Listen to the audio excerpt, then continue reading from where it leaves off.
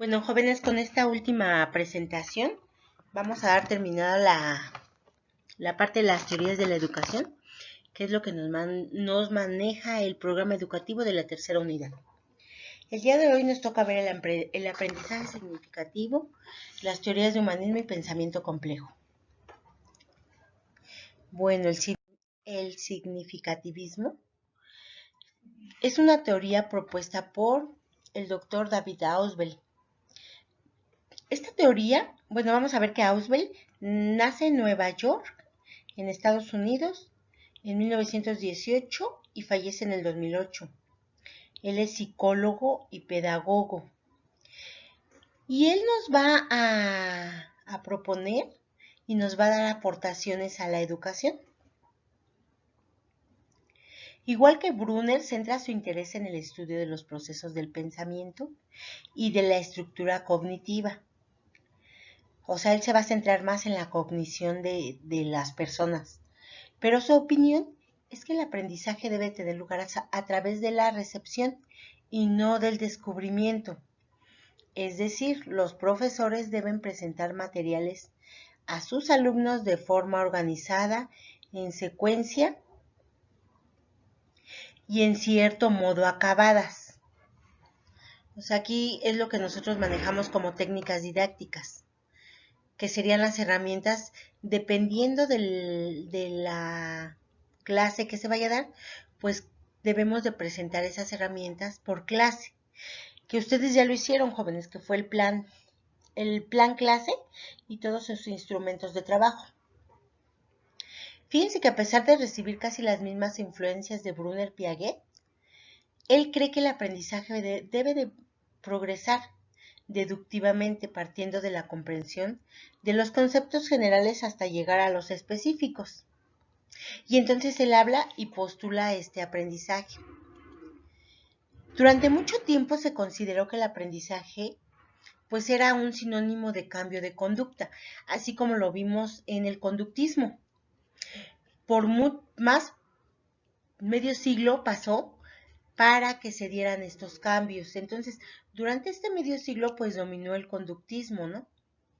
Que era una perspectiva en el conductismo, acordémonos, jóvenes, que él manejaba la memorización y el premio y el castigo.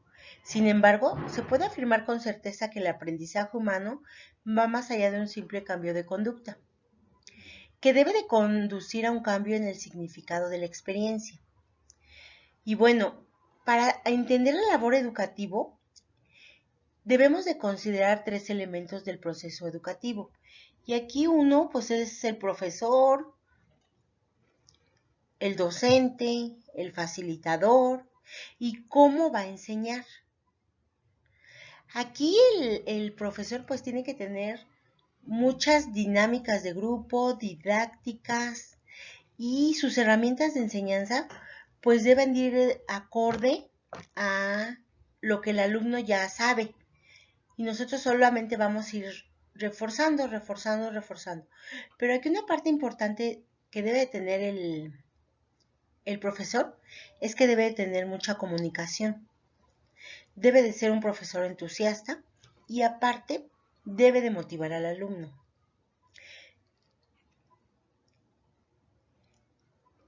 Otro elemento es el entorno social, que esto ya lo vimos con la teoría social, pero él también retoma lo social, que es importante que el alumno esté dentro de un grupo para interactuar el conocimiento y para poder desarrollar este proceso educativo. Y otro de los elementos pues es el alumno. El alumno, lo más importante es que él tiene que estar convencido de que quiere aprender. No podríamos obligar al alumno a estar en un aprendizaje que él no quiere. Por eso es importante la motivación. Y esta teoría va a centrar toda la atención en el alumno. La parte cognitiva, aquí él la refuerza mucho porque esta parte de la cognición, que nosotros ya lo vimos, por ejemplo, cuando ustedes vieron en pediatría, toda la parte de la cognición en el niño sano, y quien ha llevado geriatría igual, ¿no? Toda esta parte de la cognición, que es la memoria, el lenguaje, la atención. Y bueno, vamos a ver la definición de la cognición, que es la habilidad que tenemos para asimilar y procesar los datos que nos llegan de diferentes vías, a través de la percepción, de las experiencias, de las creencias. Dentro de de las creencias, acordémonos que hay autores que, por ejemplo, los del socialismo, que nos dicen que la cultura es una parte bien importante para que se pueda desarrollar el aprendizaje. Entonces, este autor también nos maneja esta parte, que la cultura, la multicultura, sí, la cultura del alumno, pues tiene que ver mucho, ¿no? Y esto, la cognición va a hacer que nosotros convirtamos el aprendizaje en conocimiento.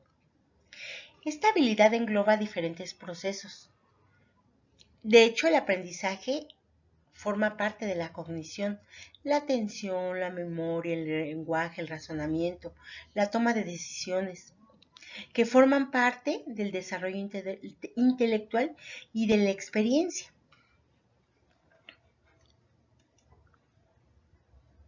Entonces, vamos a ver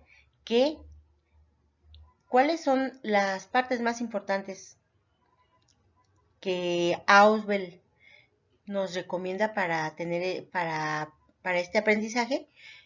Pues es que el alumno se debe de centrar la atención en el alumno.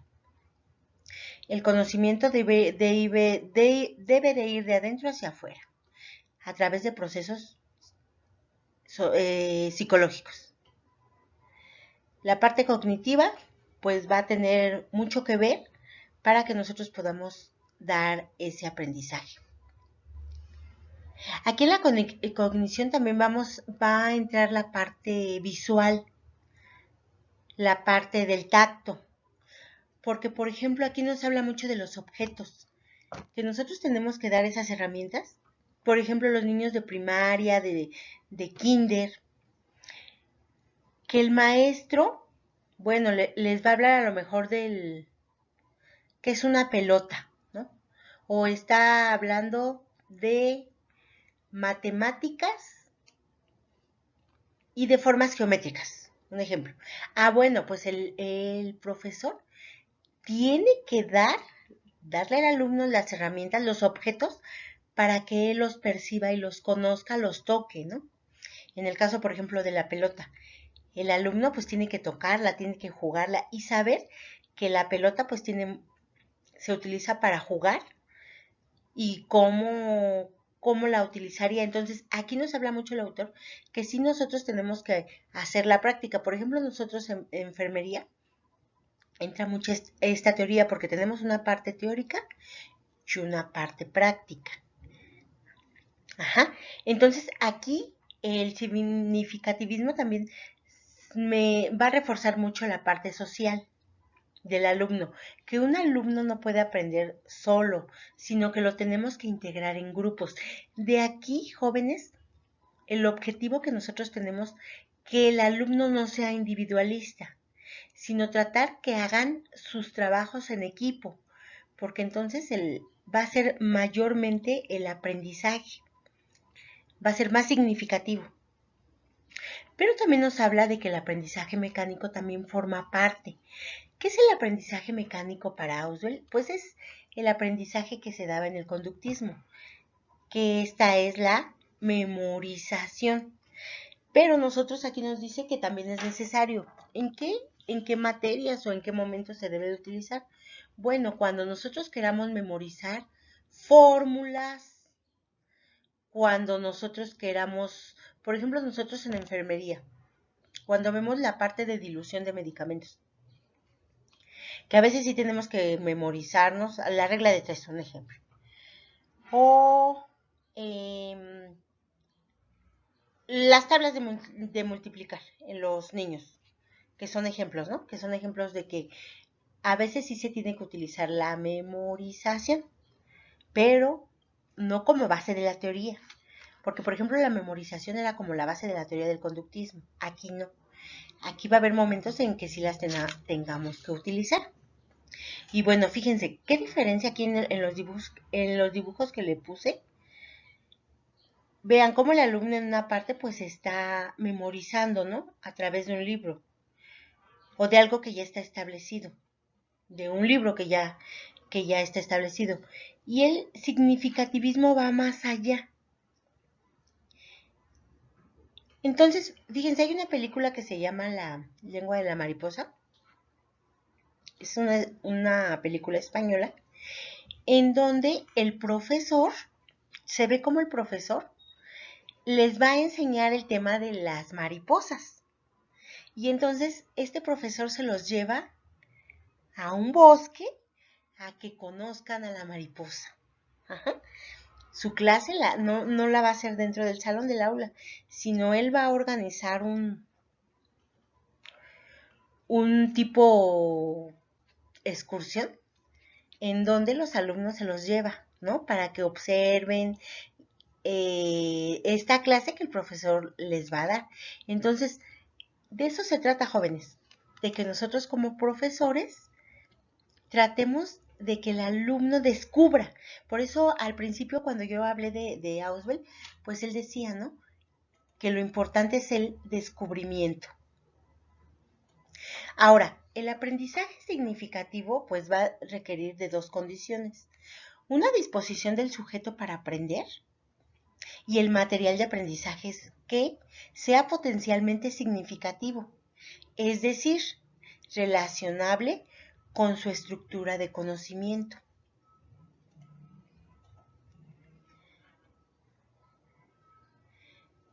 Y bueno, vamos a ver que él las pone en tres fases, que es la representacional, que yo lo que les decía, que es aprender a través de símbolos.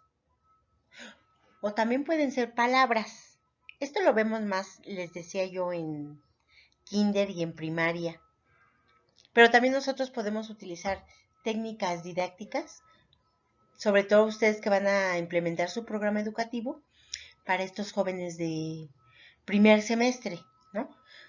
Que a lo mejor les van a dar signos vitales, pero que tienen idea que es un baumanómetro, pero todavía no lo conocen, ni lo tocan, ni lo sienten.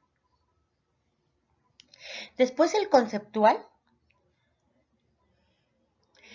Esto es muy importante porque el autor nos maneja que la parte conceptual, el alumno tiene que descubrir, que identificar, que crear sus conceptos. Entonces, no es lo mismo una definición. La definición es cuando yo estoy leyendo algo, pero el alumno aquí tiene que empezar a construir ese concepto. Por ejemplo, cielo, ¿no? Cielo puede estar en el diccionario y tener su significado. Pero entonces si nosotros empezamos, es un ejemplo, ¿eh? Y les digo, se da más en el kinder. Si la maestra pone un dibujo del cielo con aves, el color azul, las nubes, entonces el alumno, aquí ya él va a empezar a crear, va a ser conceptual. Y entonces, este concepto que a lo mejor yo lo pude haber dictado, o pude haber dicho, ¿saben qué? Váyanse al diccionario de la Real Academia y investiguen el significado de cielo, pero fíjense cómo va más allá, porque ya aquí el profesor llevó un dibujo, ¿no? En donde ya esa concepción, en la parte conceptual, fue más allá, ¿sí? Y la parte proposicional. Aquí son las ideas que va a tener el alumno de lo que está aprendiendo. Y entonces cuando nosotros hablamos de idea, podemos utilizar diferentes técnicas didácticas. Por ejemplo, lluvia de ideas, ¿no? Para que todos expresen esas ideas y todos tengan su concepto, pero que todo el grupo vea las opiniones de los demás y entonces siga construyendo aprendizaje. Estos son los conceptos más relevantes del aprendizaje significativo.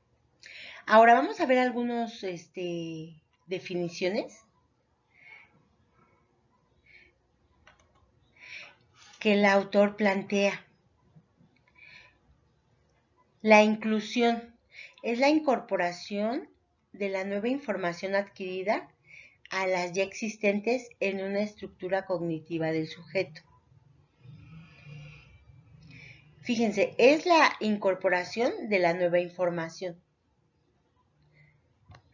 Información derivativa, cuando el material incorporado es solo un ejemplo de conceptos que ya tiene el sujeto en su estructura cognitiva y derivable de esta.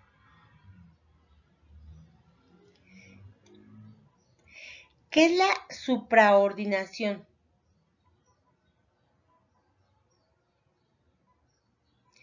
Es cuando se aprende una nueva proposición bajo la cual está incluida ideas ya establecidas, o sea, ya estructuradas.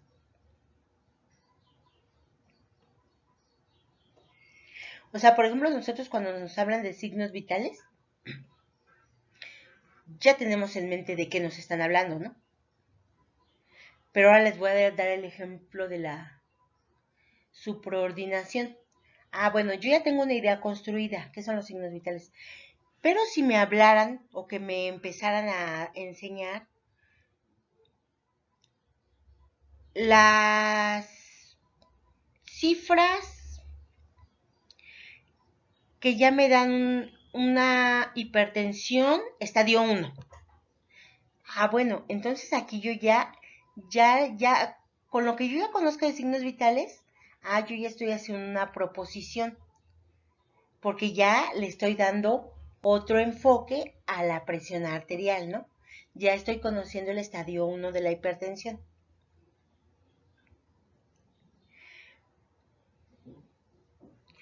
¿Qué es el aprendizaje combinatorial? Cuando una proposición no se relaciona con ideas supra o subordinadas concretas de la estructura cognitiva, pero sí con el fondo general de la misma.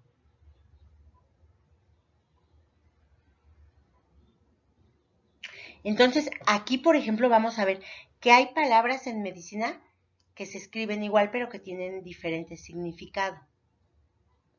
O sea, se está relacionando con el fondo general de la misma,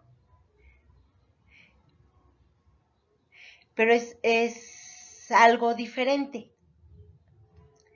Ahora, fíjense, aquí tenemos otro dibujo en la parte superior, donde nos dice que los procesos mentales nosotros los vamos a dar por esquemas y es cuando nosotros al alumno les les pedimos hagan un mapa mental, hagan un esquema, hagan un cuadro sinóptico. Entonces, este pensamiento psicológicamente pues nos va a llevar a la información. Yo lo voy a ampliar y entonces voy a adquirir esa transferencia o ya voy a empezar a construir ese aprendizaje.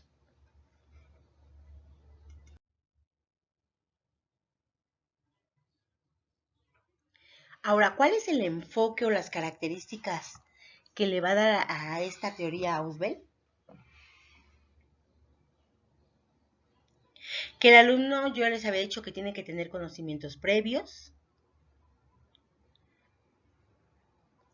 Nosotros como profesores tenemos que estimular el interés del alumno. Y aquí es lo que la maestra les decía, la maestra Luisa. Aquí es donde vienen las tutorías individuales, jóvenes. Que si yo como profesor estoy detectando que mi alumno no tiene el rendimiento deseado, porque si yo les dije que yo estructuré un plan de clase y que yo ya tengo mi planeación, entonces yo ya voy anotando todas las deficiencias y debilidades de mi alumno, pero también todos los éxitos, ¿no? A través de las evaluaciones. Entonces es cuando vienen las tutorías individuales, ¿no? Para estimular el interés de este alumno. yo tengo que diseñar estas herramientas. Hay muchos libros de didáctica que ustedes pueden leer o deben de apoyarse para aportar actividades interactivas, ¿no? Ahorita, por ejemplo, ustedes en su plan de clase, por todo lo que hemos visto, van a utilizar diferentes técnicas didácticas, pero relacionadas a los TICs, ¿no?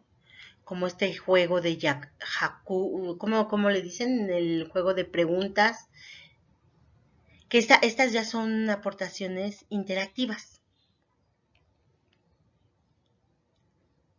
Las explicaciones deben de ser didácticas, o sea, yo no puedo decirle al alumno conceptos, no, a ver, escribe tal concepto, no, el ejemplo que yo les dije, ¿no? Del cielo. Lógicamente que al nivel de la licenciatura, de una maestría, ya los ejemplos deben de ser más complejos.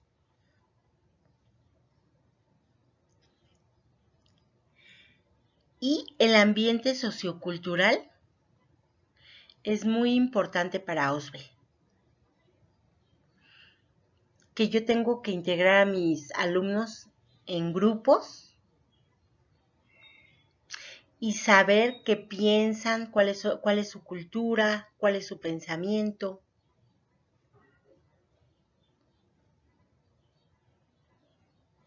Para que se lleve a cabo este aprendizaje. Y ahora, ¿cuáles son las aportaciones de la educación de esta teoría? El docente tiene que crear un currículum, o como nosotros lo conocemos, como un temario.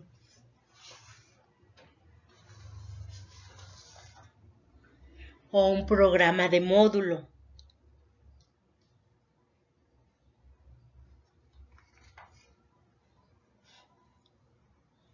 Dentro de este programa, él tiene que hacer una planeación. Y ustedes todo esto ya lo conocen. Porque ya hicieron cronograma, ya hicieron planeación. Y el profesor tiene que conocer la clase que va a dar. Dentro de su plan de clase, él tiene que diseñar las herramientas de enseñanza. El profesor tiene que ser motivador, tiene que ser dirigente, estratega,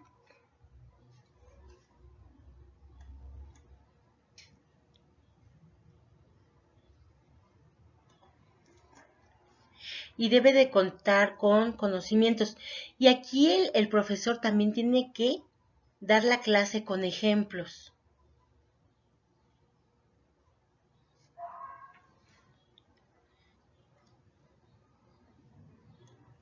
El profesor no puede improvisar. Él ya tiene que tener una clase organizada.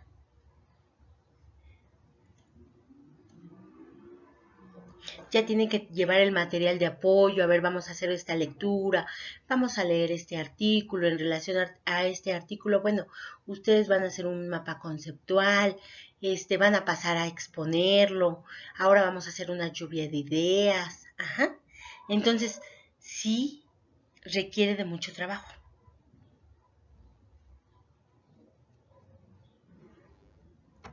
Y el alumno pues tiene que tener interés, tiene que estar motivado y tiene que tener conocimientos previos.